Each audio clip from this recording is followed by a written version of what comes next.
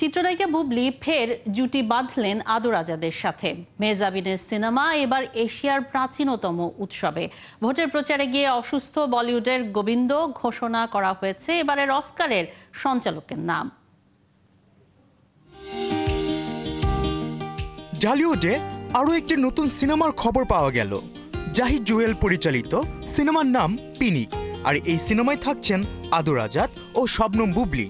সম্প্রতি সিনেমাটির first look প্রকাশিত হয়, সেখানেই ছবির নাম ঘোষণা করা হয়। এরই মধ্যে শুরু হয়েছে সিনেমাটির শুটিং, যা চলবে ৩০ নভেম্বর পর্যন্ত।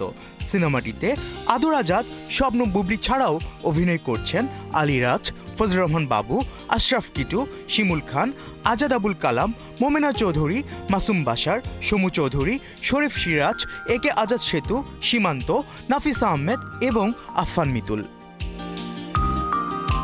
ছোট পর্দার জনপ্রিয় তারকা মেহজাবিন চৌধুরী অভিনীত সিনেমা প্রিয় মালতী এশিয়া মহাদেশের প্রাচীনতম ও ঐতিহ্যবাহী উৎসব ইন্টারন্যাশনাল ফিল্ম ফেস্টিভ্যাল অফ ইন্ডিয়ার ৫৫তম আসরে পেয়েছে অফিসিয়াল সিলেকশন। উৎসবে বাংলাদেশের প্রতিনিধিত্ব করছে এই সিনেমাটি। এই উৎসবে সিনেমা অব দ্য ওয়ার্ল্ড বিভাগে প্রতিযোগিতা করবে দেশের প্রিয় মালতী। শঙ্কর দাশগুপ্তের গল্প, চিত্রনাট্য ও পরিচালনায় নিম্ন মধ্যবিত্ত লড়াকু নারীর চরিত্রে অভিনয় করেছেন দেশের জনপ্রিয় অভিনেত্রী মেহজাবিন চৌধুরী। ভারতের গোয়ায় উৎসবে পর্দা উঠবে ২০ নভেম্বর, চলবে ২৮ নভেম্বর পর্যন্ত। বলিউড অভিনেতা গোবিন্দর সময়টা খুব খারাপ যাচ্ছে। মাসখানেক আগে তার পায়ে গুলি লেগেছিল। হাসপাতালে কিছুদিন থেকে সুস্থ হয়ে বাড়ি ফিরেছিলেন তিনি। এবার জানা গেল আবারও অসুস্থ হয়ে পড়েছেন এই অভিনেতা। ১৬ নভেম্বর রাজনৈতিক প্রচারণায় বেরিয়েছিলেন গোবিন্দ। হঠাৎ বুকে ব্যথা অনুভব করছিলেন এই অভিনেতা। সঙ্গে সঙ্গেই বাড়ির দিকে রওনা দেন তিনি।